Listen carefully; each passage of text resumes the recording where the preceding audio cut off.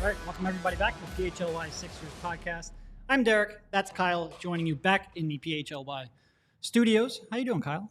I'm doing great. This is our first show, and is this Studio B, or do we have names for these things yet? The other studio. Yeah, the other studio, I guess, for everyone at home. It's nice to be here. Yep. It's now finally all set up after a lot of work from the team. So happy about that. Obviously, Derek and I got the Phillies hats on. We're in Red October spirit right now. We already have people, Wallace, asking if Jaden Springer's preseason breakout is more important than the Phillies playoff win or the Eagles win in LA on Sunday. Randy Rubert saying Springer looked all right. I think you're underselling it a little bit there. We'll get to that. I think you're underselling it. So first and foremost, Derek, how was your weekend after you got stuck with me in another state for an entire week and spent a lot of time in close quarters? No, look, it was, we obviously spent the prior week in Fort Collins, Colorado State, at Sixers training camp. It was just a weekend of getting back into life, like getting myself reintegrated into my life, my family's life, all of that stuff that I had been able to ignore for a week. It was a good, uneventful weekend outside of sports. Obviously, sporting with the Eagles and whatnot was very big, and the Sixers, of course, which is what we're talking about here. But no, it was a good low key weekend, which I think is what I needed after a week with you. Well, so I went to an event that I was not aware you're able to do in Philadelphia. We went to, it was a 30th birthday for a close friend of ours, and did you know that you can rent out to do a cheese tasting at DeBruno Brothers after hours? Makes sense. It's like cheese after dark. It was one of the craziest things I've ever gone to, but very cool. The people there were just really pleasant and knew a lot about cheeses and hams and what have you. And it's BYOB on top of that, so you get a nice little the DeBruno group together. 9th? The DeBruno and the Italian market. I miss. So I used to live on 11th Street. I miss. It's going to the Italian market is so nice. Being able to walk there and you just smell all the different foods in the area. So yeah, that was my weekend. Other than Sixers and Philly sports nonsense. Yep. Not nonsense. It was a good Philly sports weekend. Yeah, good Philly sports weekend. Lots of wins, and obviously a Sixers loss to the Celtics, which. What would you expect? Well, it was funny. So I was rewatching portions of the game this morning to prepare for the show. And at one point, it was the Boston feed that I was watching. And at one point, the Boston announcer goes, if I know Philly sports or Philly radio at all, they're going to use this Tyrese Maxey performance, say they need to trade James Harden. And it's like, you clearly don't know Philly sports talk radio at all because they're not watching this game. They have no idea it exists. They're not going to talk about it at all tomorrow. They have the Eagles to talk about. And quite frankly, yeah, the Eagles are 5-0. They just played a game. If it was rookie camps in July, they would talk about that over preseason basketball as well. And then you have the Phillies trying to knock off the Braves again. That's not on their radar. But it is on our radar. We know there's a lot of people who want to talk about Jaden Springer's breakout performance. We're here for you. We're here for you. We here for you, as ATN once said. So I think you mentioned the loss. Don't think I really care about that. Nobody cares about preseason results. Well, and a lot of that, they were very competitive during the competitive portion of that game. A lot of that game, you looked up at one point and there's Smart and Ricky Council and Petrosev, and it's like, oh my God, I think Mo Bamba might be the number one scoring option on the floor right now. That's really when they lost the game. Nobody really cares about that. Yeah, it was 81-80 after 3 quarters, and that's essentially when all the regular rotation guys got pulled. So I would say when you consider that Joel Embiid was out, James Harden was out, DeAnthony Melton was out, for the Sixers with Maxey and the rest of these guys to play the Celtics starters even was a good thing, for sure. And obviously, Tyrese Maxey scored a lot of points, 24. I think 19 of them came in the first half. He was on fire from the perimeter.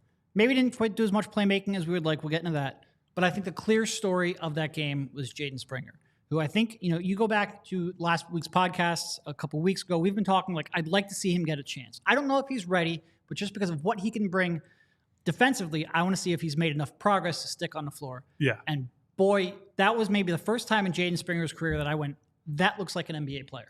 He visually popped on the screen. And, to our concerns that we had previously, Derek, he didn't get into the game until about 6 minutes left in the second quarter, I believe. And at that point, going through my mind is, so he's pretty far down Nick Nurse's list. It doesn't look like he's going to get his chance this year. And then he comes in the game, and it looks like he was shot out of a cannon. Yeah. I think, look, he came into the league, and you could see he had some physical tools, right? He's always been a very stocky kid, can mix it up. And that was his whole game in college, is getting to the free throw line, taking those little mid-range jumpers, and bullying through people. But he couldn't do that as a 19-year-old, a 20-year-old. And that included it at Summer League, too. And so to see him come into this game and physically impose his will, and more importantly, have the mental side and the awareness to know this is when I need to get there, or this is my opportunity, to come down with all these offensive rebounds and traffic amongst taller guys, even bigger guys, like somebody like Jaylen Brown is right there. That's a big, strong guy in his own right.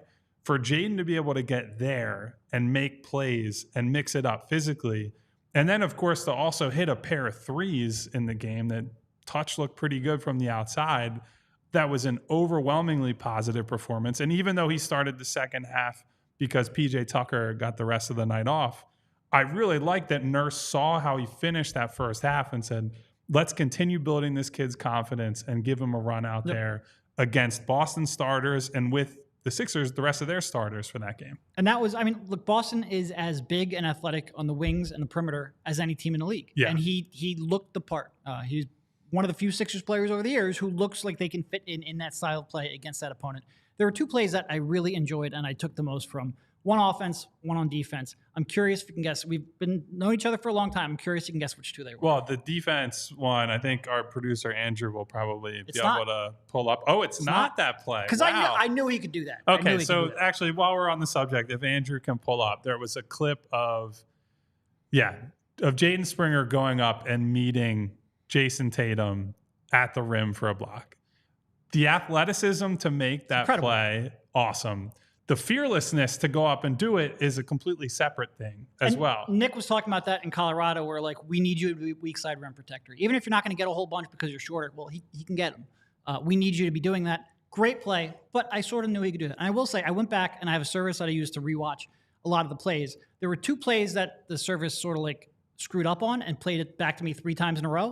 One of them was that one, which I appreciated. I was okay with that. It was good enough to watch 3 times The other one in a was row. the Mo Bamba missed dunk. I didn't appreciate that one quite as much. But no, that was not the defensive play that stood out. Here, so there's 2 of them.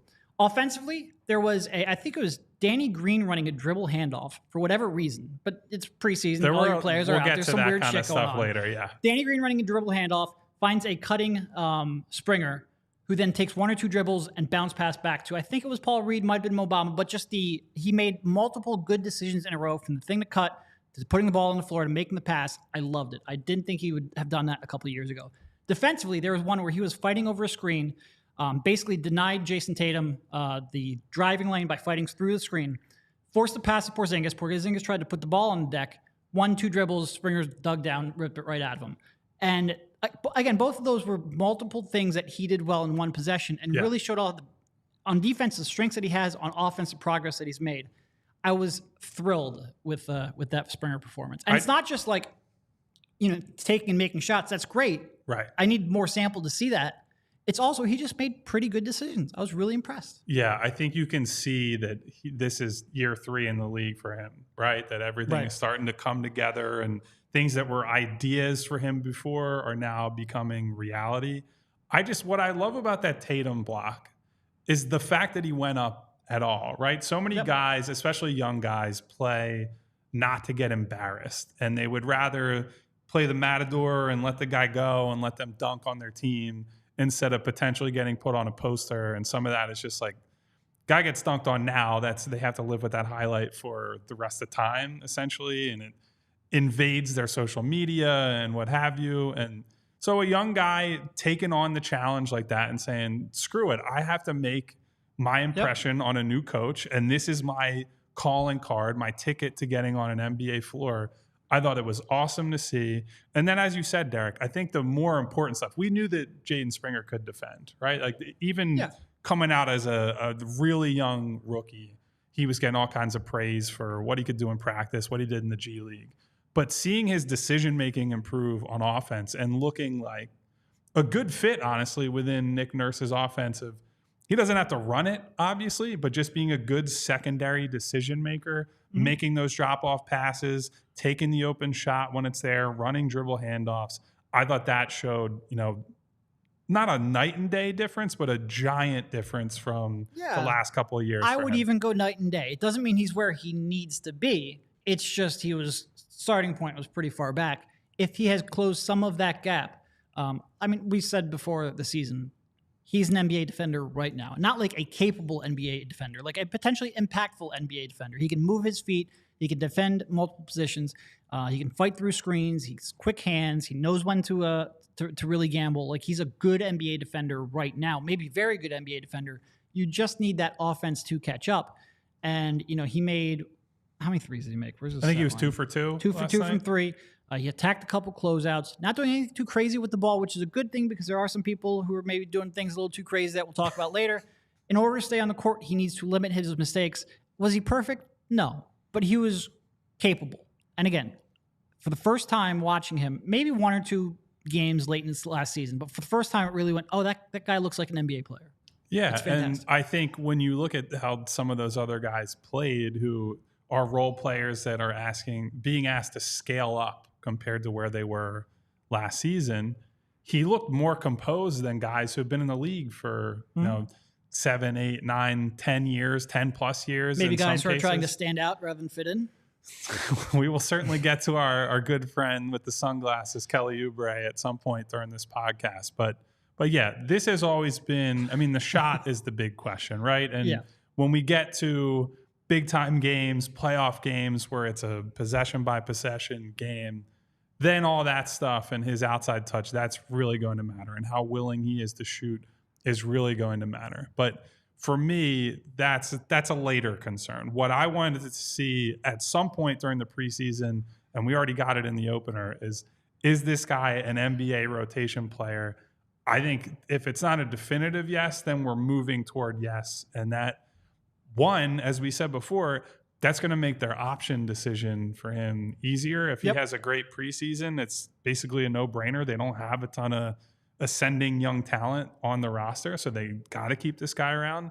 And also, it just gives Nick Nurse another weapon and more versatility off of the bench.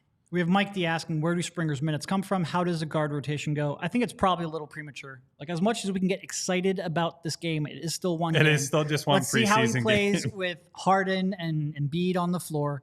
Let's see if he can do this multiple games in a row.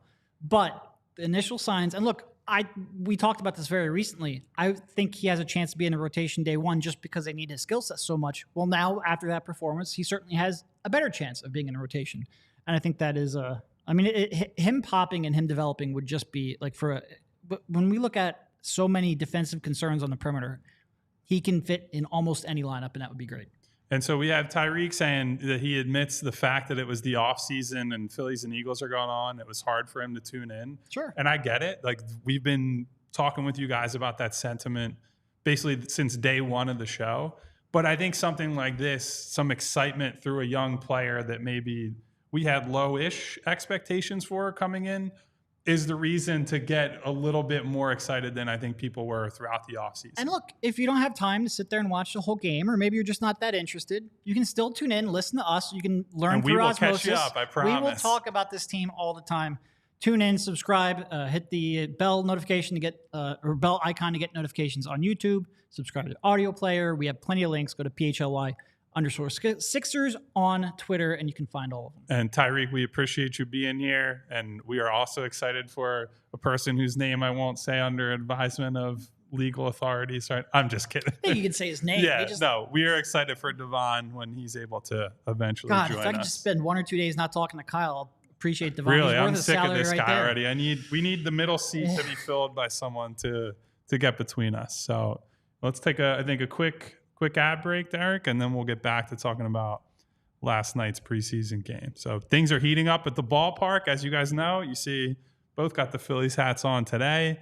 Every team playing to finish the season strong, make it into the playoffs. And with DraftKings Sportsbook, you won't miss a moment of the baseball action. New customers can score $200 instantly in bonus bets, betting just $5 on baseball. And all customers can take a crack at a sweet payday with DraftKings same-game parlays. String together multiple bets from a single game for your shot at a major payout. So what are you waiting for? Download the DraftKings Sportsbook app now. Use code PHLY. New customers can score $200 instantly in bonus bets for betting just $5 on baseball. Only on DraftKings Sportsbook with code PHLY. The crown is yours.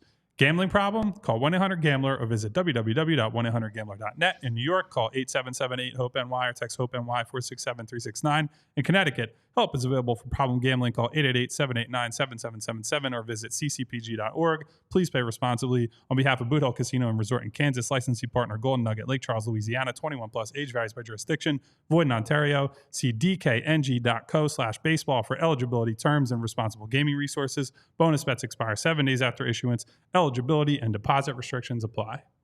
Nailed it. All right. We also want to give a quick shout out to Restoration 360. Once again, they were the sponsor. 2 thumbs up for last week's trip. It was incredible. When disaster strikes, call the company that cares. Restoration 360, your trusted partner in restoration and recovery. No job too big or small. Fire, water, mold, no matter the damage, we're here to make it right. Call Restoration 360 today at 215-273-3592 or visit our website at restoration360.com for more information. Restoration 360. We're here for you every step of the way. Fast, experienced, dependable. Available 24/7 because disasters don't wait. Call now at 215-273-3592 or visit them online at restoration360.com. So we have a few questions that I think we have another 35 minutes on Jaden, right? We're not pivoting yet. We have some questions that are more along the lines of some later topics. I think we'll just probably bring them in now. Okay, sure. Elaine Bruno asks, can Embiid fit in a free-flowing offense or will he clog it up? And so one of the things I wanted to talk with you about, Derek, are the stylistic changes I think we saw. Yeah. They played really quick last night. Their pace in that game was better than, I'd say, like 90% of their games last year. Or maybe even you could go as far as 100. And I think that was probably the most obvious change from the Doc Rivers style team and the James Harden, Joel Embiid team to last night. I think one of my favorite plays of the entire game came in the first quarter. Tyrese Maxey gets a ball in the backcourt. Tobias Harris is already 3/4 of the way down the floor, hits him with a hit-ahead pass, 2 dribbles, goes up at the rim, gets fouled, and gets free throws. And that is what Nick Nurse has been preaching, right? Is that it doesn't have to be in one guy's hands. It doesn't have to be in 2 guys' hands.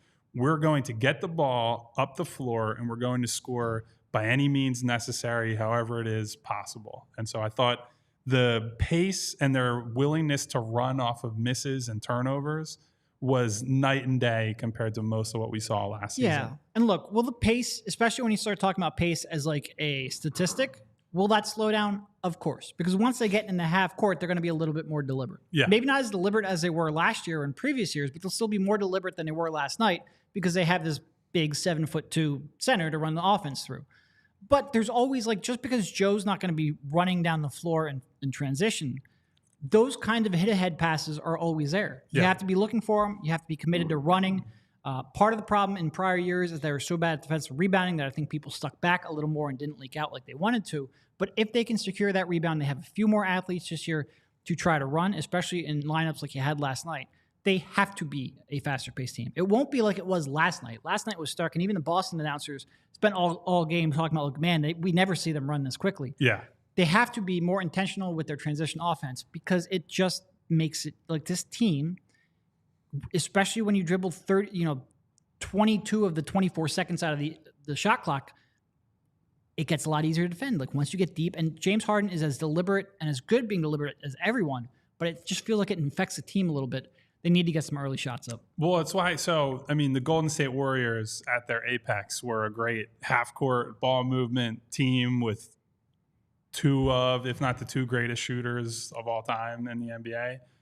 And even still, one of the big reasons they were such a dangerous team is that they ran on everything. And they would go on those at Oracle in the third quarter, there's a reason they were so good in that third quarter, is they came out of halftime and it was like they were shot out of a cannon.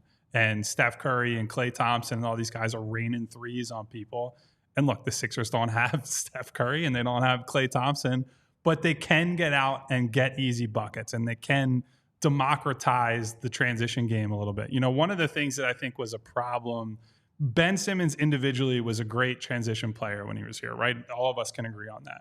One of the problems with their offense in transition at that time is that it became, okay, it's only Ben who's doing this. And maybe you miss out on some skip passes and some other guys grab it and go, and you're looking too much for Ben. And I think one thing I was encouraged by last night under Nick is it was just like, okay, one time it might be Tobias and one time it might be Pat Bev or Jaden Springer or whoever. And these guys are not really thinking about, I got to get it to the point guard. I got to get it to this guy. We just have to get it up the floor as quickly as possible, however we can do it. And I think that's something I really liked seeing that changed. You know, we'll see, to the original question that we're building this off of, we'll see once Joel's on the floor and once James is on the floor, how that changes and if these guys buy in. But I do think, you know, from a starting point and seeing these guys all embrace what Nick is selling, I think that was really encouraging on night one. No, especially in transition. We can talk about like ball movement and spreading it out and get egalitarian offense. And there are certainly times where it's like, hey, Paul, you're probably trying to do a little too much last night. Certainly Oubre and Dan House, like maybe one or two extra Dan House pick and rolls than I would have ideally wanted. But it is a preseason. You do have all of your big guns out. You understand it now. But if that's sort of like, not that many, but one or two of them is what it takes to keep them focused on defensive end, fine. But, you know, you need that transition because it makes everything easier. And by the way, just while we're on this point, I do think Joel has said that he wants to buy into this, that this is how he believes they win. Now, whether Joel actually buys into it is a different story. You know, I always think back to most of the people, I wasn't alive when the movie Airplane came out, I don't think, but most of the people in here have probably never seen the movie Airplane, but Kareem Abdul-Jabbar has a famous line in that movie talking about, well, how would you act if you had to carry Lanier up and down the floor every single night? And so I think about that watching Joel, right? Like you want him to get up and down the floor quicker and play at the pace of somebody like Maxey, somebody like Tobias. But Tyrese Maxey isn't 7 feet tall and, you know, 280 pounds or whatever. So it is a little bit of a different burden on Joel. But I think going back to something I wrote the very first day we launched PHLY is that if these other guys run and these other guys score and Joel doesn't have to get all the way down the floor and he can live in that trail spot as a three-point shooter in transition, the wear and tear is just not there. There's not as much for him. You don't have to play through him in the post, getting an elbow in the back over and over again from Al Horford or Jokic or whoever you might be playing against on a different night. So playing fast ultimately benefits Joel in that it gives him so much more energy on the defensive end of the floor, and he doesn't have to create from a standstill on a play-to-play basis. Agreed. All right, I think the other main topic, and if you would have asked in the first quarter, this would have been the main topic. Tyrese Maxey ended up with 24 points on 9 for 17 shooting, launched 9 threes in 28 minutes, which I love. 4 rebounds, 4 assists. It felt like in the first half, every time he pulled up off the dribble, the ball was going in. What did you see from him? So beyond the pull-up shooting is obviously great, right? We've seen that evolve from Tyrese being such a reluctant shooter to one of the best shooters in the entire league. I was born after Airplane. I would have felt a little old if you had said that, and I was. Yeah, I'm not sure. We might have a couple people in here who were born before Airplane, but not many, I would imagine, on a YouTube stream.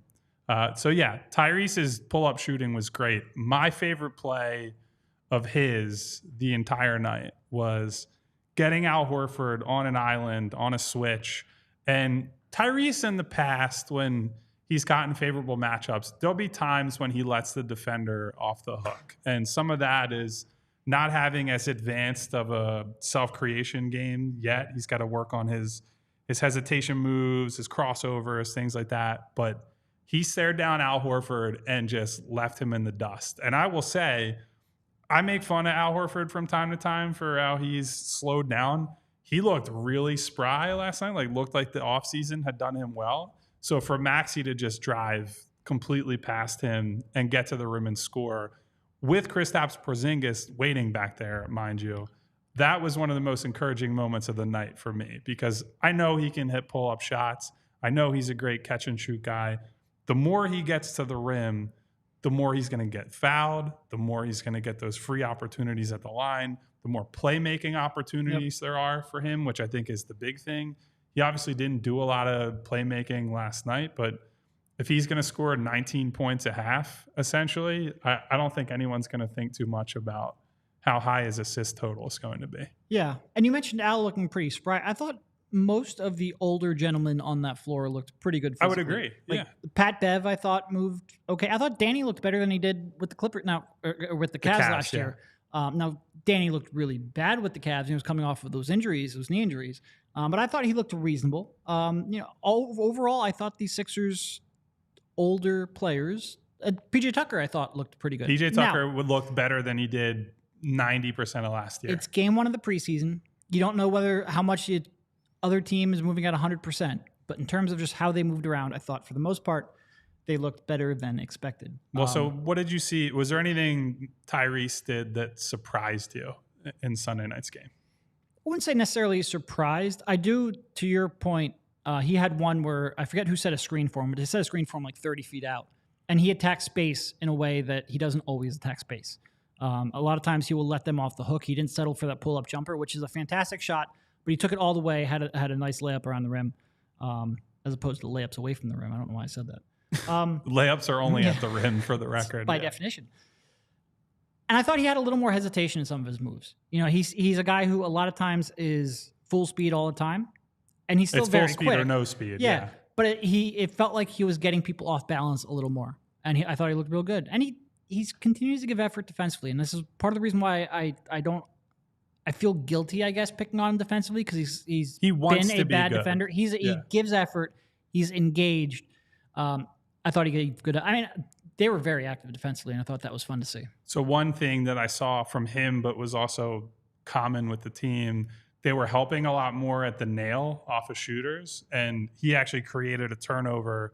I want to say it was Tatum driving at Pat Bev fairly early in the game. Yep. Tyrese dug down, and as Tatum was spinning, picked him, and they ran the other way for a transition basket. And that's an example, I think, of, Nurse is making some small tweaks, but also Tyrese is being powered with his speed and, as you said, his want to be good at defense, to gamble a little bit and get in there and say, you have quick enough hands, you can pick guys off, and we want to weaponize you in that way and not just use your speed all on the offensive end of the floor. So I thought that was really nice to see. I think he's certainly, and this is true of a lot of other guys too, he was embracing what I think are concepts that Nick brought up during training camp, which was a lot of high hands, keeping your hand and communicating a lot more. Tyrese has never been a super vocal defender.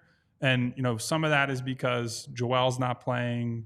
Their leader of the team essentially is not playing. So he has to take on a bigger role.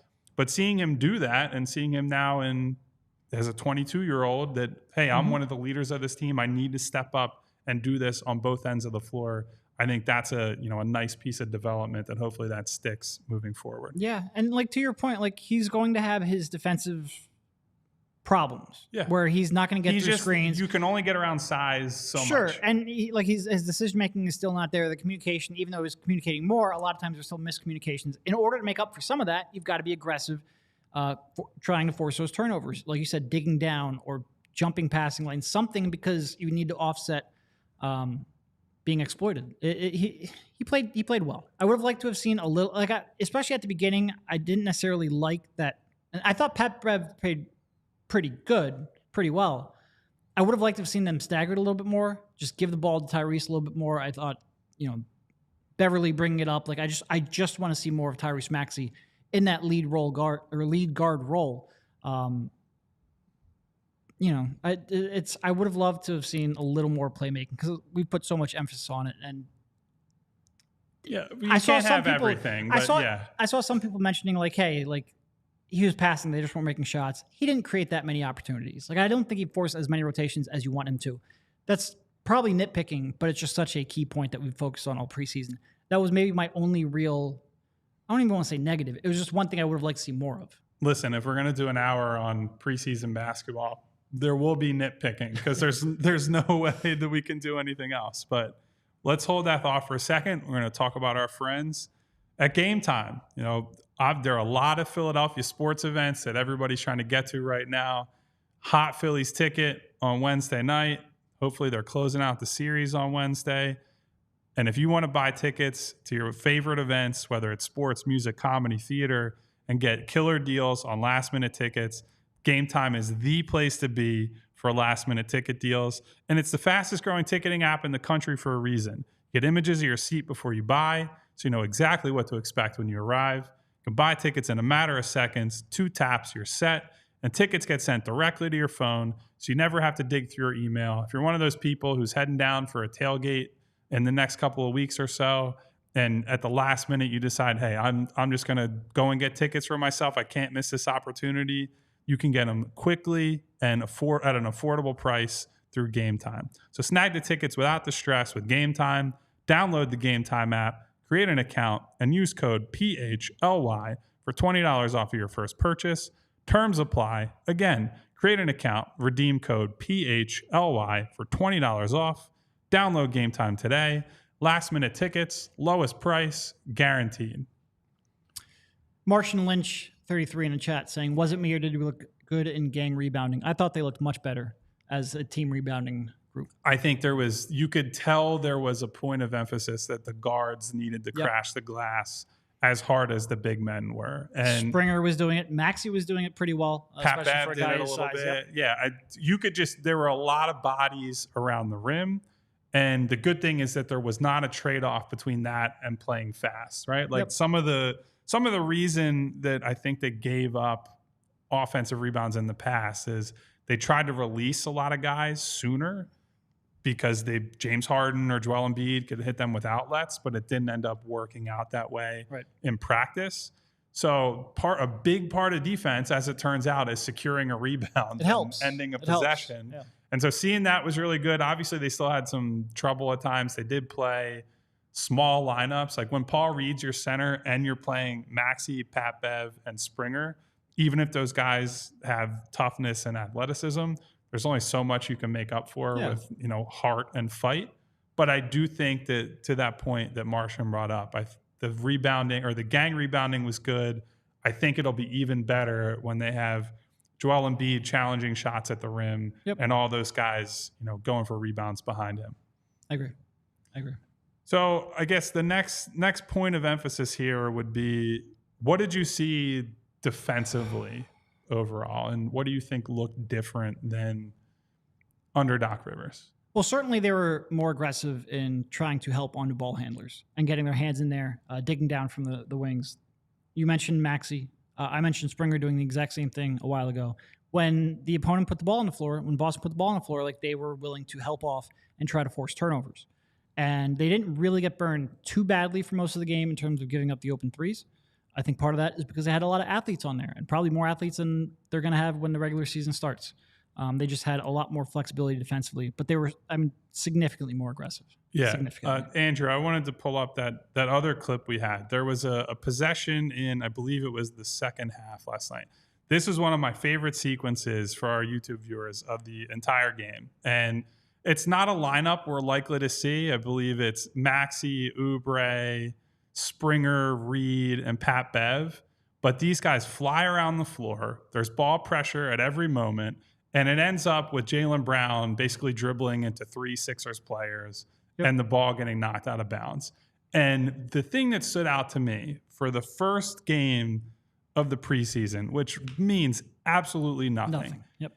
These guys showed a level of intensity that we saw barely ever last season. And that honestly includes in the playoffs. There were not a ton of moments where I saw the Sixers flying around like this on defense. Certainly, we saw lots of good offensive execution. We saw great individual defensive efforts at times. But rarely did I feel, these guys are on a string. They're just moving all in unison together. And so to see that in game one for a team that's still kind of moving pieces around, that didn't have all their best players. I thought that was fantastic. And I thought that was just a great sign of, I guess, the training camp that they had. Because he says, look, we didn't get to see these practices, and they're telling us, yeah, we're getting after it. Yeah, we're instilling all our principles. But until you see it on the floor, you don't really know if any of that's true. They could have come out last night and laid a giant egg, and PJ Tucker doesn't really give a damn because it's the preseason. But I thought the level of give a shit was way higher than it had any right to be in a preseason game. And I do think that that bodes well heading into the season. We have a little bit of a debate right now in the chat. Basically, and I'm going to paraphrase because there's a couple people saying it, have the Celtics gotten better? We've talked a lot about the Celtics here in the weeks leading up here, but we now got a firsthand look at it. I do think they got better. And there's certainly maybe more volatility there because there's going to be growing pains too. Well, and they did lose some of their depth, and they're betting on players who are injury prone, especially Porzingis, and they don't have the big man depth that they previously did.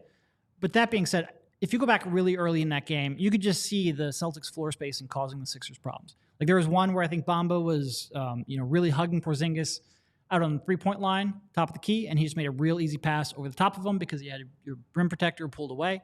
There was one where Porzingis hit a corner three, and it was just a real easy driving kick for Jason Tatum, and Paul Reed was, I think, caught a little bit in no man's land because you had to help on the drive, but you had to get back into the corner to contest Porzingis, which you can't really even contest because he's 7'1". Yeah, it's an unblockable shot. When they're able to space the floor like that, we talked about it a lot. It just makes everyone's decisions easy. And that pass that I'm specifically referring to, it might have been the first bucket of the game for the Celtics. It wasn't anything special for Jason Tatum. It's just so easy of a pass to make, and he's going to have those kind of passes all year long.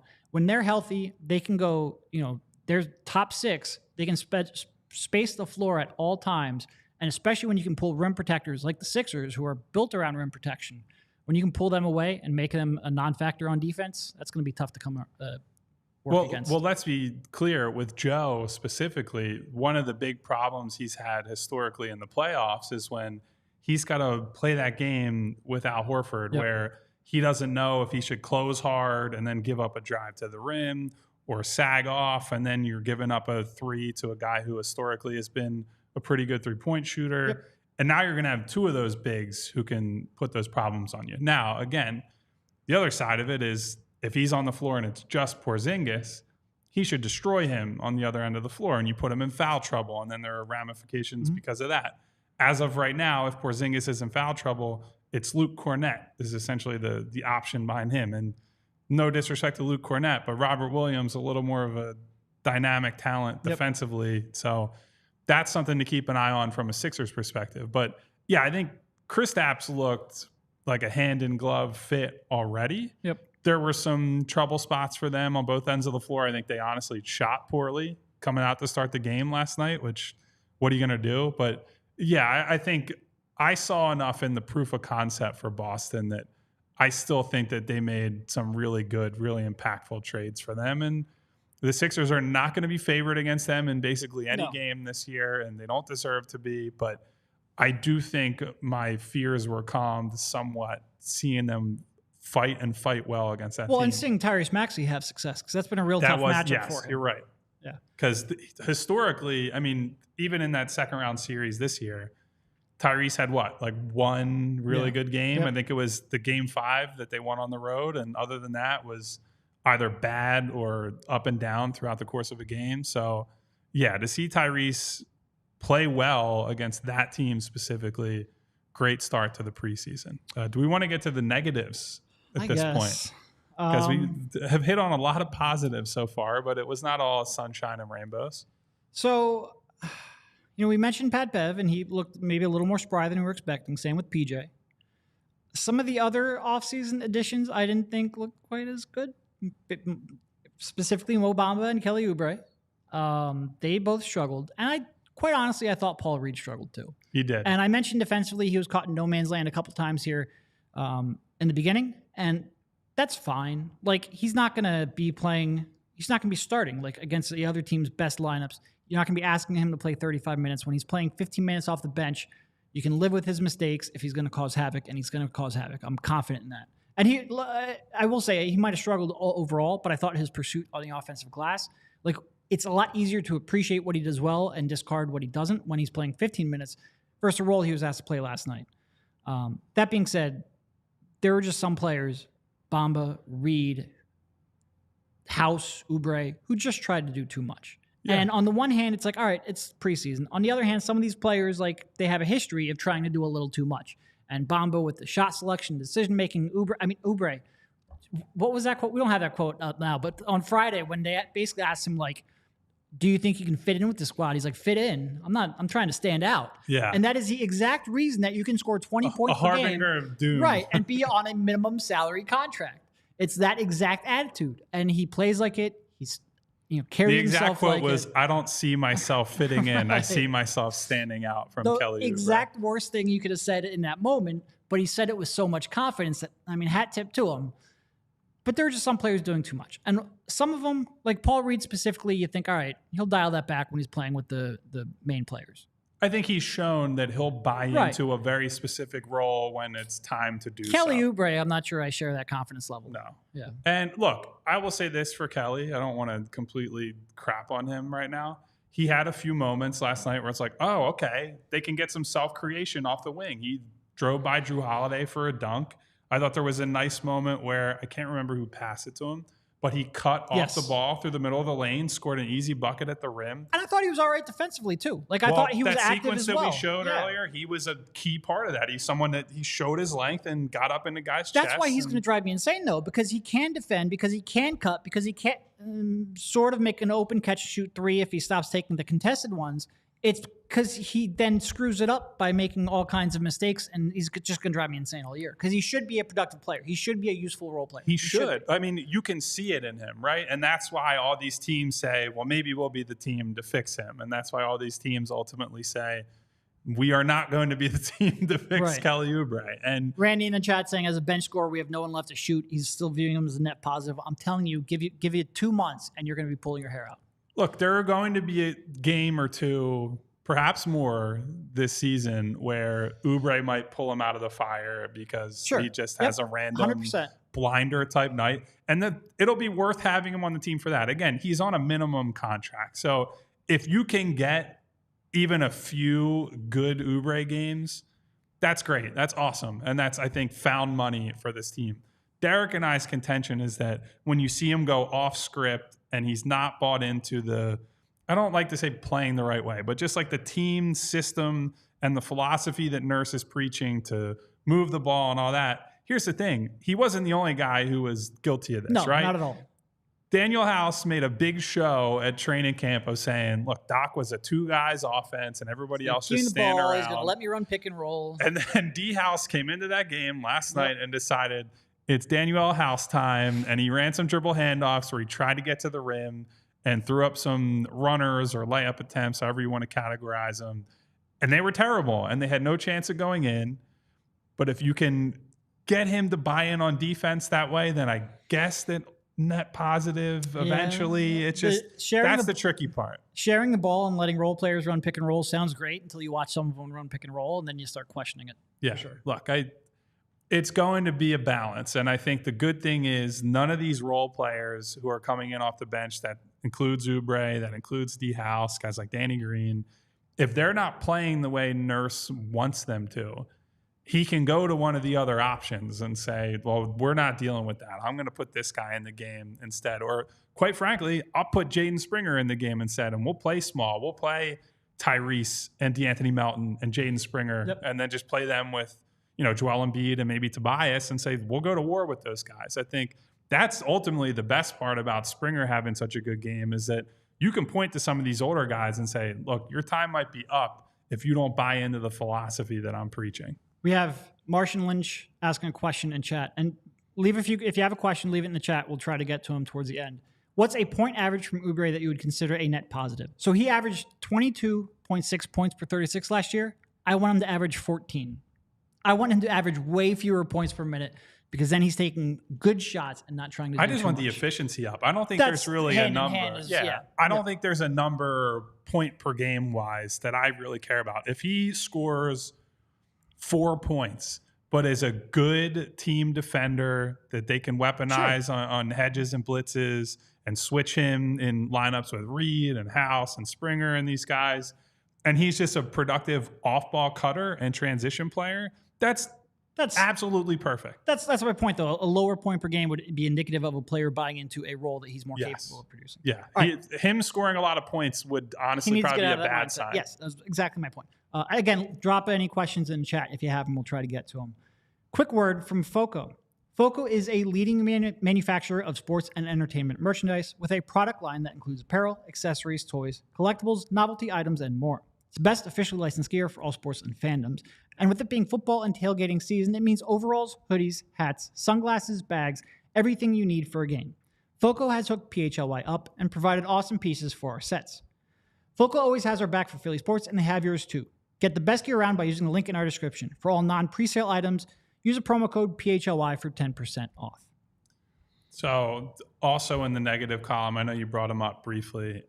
I thought Mo Bamba was just horrendous. Yep. And, you know, maybe it's connected to Paul in a way in that if they trade Harden at some point, I do think people need to be prepared for the fact that James Harden got a lot out of Paul Reed last year that maybe he would not be able to get when he has to self-create more. Yep. Like for whatever the problems are with James Harden, Joel Embiid dominating the ball, James Harden running a bench offense with a bunch of limited players and saying, I will get you the shot that is your shot in your spot at the time that you need it is a really, really valuable thing for those units. They might not have won those minutes by a ton, and at times they're just basically drawing people to a standstill. But if you draw people to a standstill while Embiid's on the bench, you're doing all right. That alone would have maybe won the Sixers a title in 2019 if they had somebody who was doing that. And so maybe they end up better off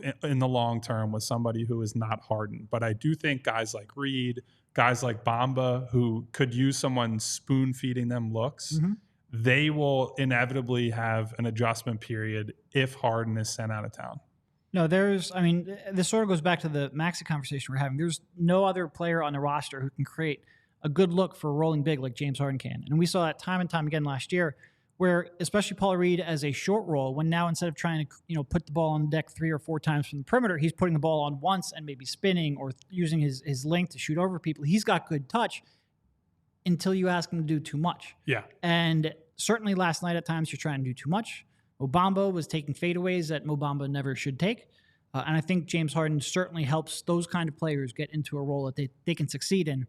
And that is one area where just the creation, you could see that lacking for sure. Yeah, and look, that's the guards that they have, and we can talk up Tyrese Maxey until the cows come home. That is a limitation that he has. He's not someone, he can go get his own offense basically whenever. Where's that saying come from? Do cows ever leave? Like what? I don't know. I don't actually know what the I don't know either. It's origin of that is. That's something to look up at some point. Anybody in the chat, if you know, please. If you know where the phrase it's gonna drive me when nuts the cows for the next 5 come minutes, home, until the cows come home, where that came from, by all means, sound off. Even if you're making it up, I'll probably believe it. Sure. But yeah, so Tyrese can certainly go out and get his own offense and score.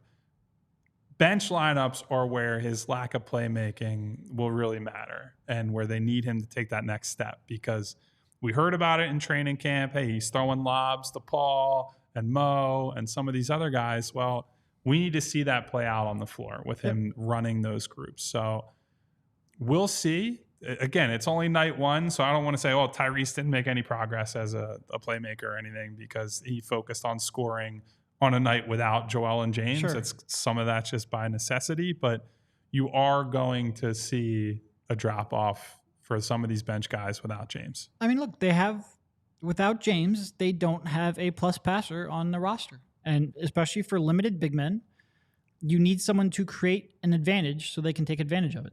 And they just don't have it. And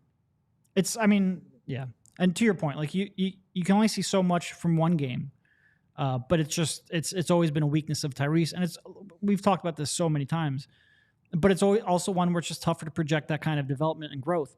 So every time he doesn't show it, it's like, all right, well, you have to almost take note of it, just because it's so incredibly important and it would change everything about the team. But it is only one game. Yeah. So Rick brought up in the chat, he says Nurse was on board with the Oubre signing, so maybe there's an understanding about what is expected of Oubre.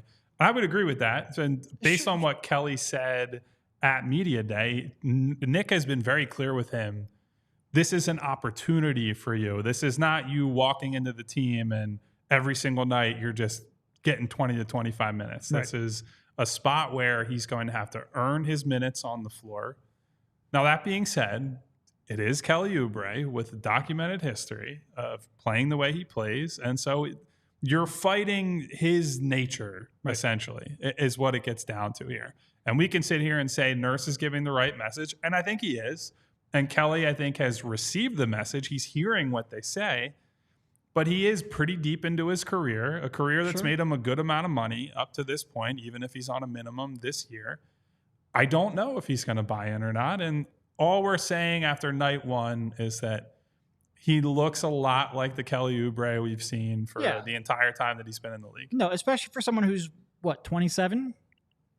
The best indication of the future is probably the past. Yeah. Like if he was going to change who he was, it's not like this is the first time he's been on a good team. He was on the Warriors. Hope for the best, but I know where my expectations are. And to be clear, again, we saw the flashes, right? Yep. You can see That's why he annoys the hell out of me. Yes, Again, you can see why GMs and coaches and even teammates are like, this guy could really be something. And it's why teams keep taking bets and wanting him on the roster, because they want to be the team that finally gets through to him and finally got Kelly Oubre to buy in. I'm just not confident that that's going to happen. We've got a debate in the chat of whether they will hit 50 wins. We will not comment on that yet because we will have a prediction show before the season starts. Don't want to give away the deets too early. Yeah, I mean, I would say generally, though, I'd probably lean over 49.5. Joel's a walking 50 spot. I think Joel Embiid, as long as he's healthy, the Sixers have a chance to win 50 games. I think that's kind of just where I'm at. Now, obviously, knock on wood with his health, we'll see what happens with him. But not only that, but you have Brian Winter saying that he thinks the most likely outcome is Harden and that Daryl might be a whole show tomorrow. So let's keep that. Realize in the bag that they need for each later. other. I don't know. We'll see. Yeah. So no, that's probably about a good spot to wrap up for today. I mean, look, I think in terms of it is something where like all summer it's like, oh man, this fucking team. Like, yeah, I love basketball, but this team's a slog. And then all of a sudden you see like Jaden Springer rip the ball away once and get out in transition, or Tyrese Maxey hit a 27-footer off the dribble. And it's like, I'm back. I'm back in. Everybody's back. Look, that's why I love basketball. And every year it's like the first game is first day of school and I get excited again. And I don't know if the fan base is going to embrace it, especially not until the Phillies are eliminated. Obviously, go Phils. Hope they go up 2-0 tonight. Kyle actually shamed me. I walked in here, didn't have my hat on. Derek is the only PHLY employee who walked in today. I had it in my car. I on. legitimately just got it, but Kyle forced me to turn right back around and get my hat. So I am representing. Yeah. So it doesn't look like Harden is being traded anytime soon. And that obviously is going to drag some people down. But I think I personally am feeling more optimistic about the team after one preseason game that they lost to the Celtics, by the way. We have to mention that. But Peyton Pritchard tearing up Terquavion Smith. That full-point play, man, that really hurt him. I don't really care. Sam Meyer says, we are sickos. We absolutely are. So we'll be back with you guys tomorrow. We'll be talking more about the Harden trade picture and some other stuff. Obviously, if you guys are still here, thank you to Rick, RC, Martian, Sam, a lot of other people we've seen in the chat today. Matthew, if you guys can give us a subscribe and a thumbs up on the video on the way out, we will talk to you guys soon. And go Phils. Go Phils.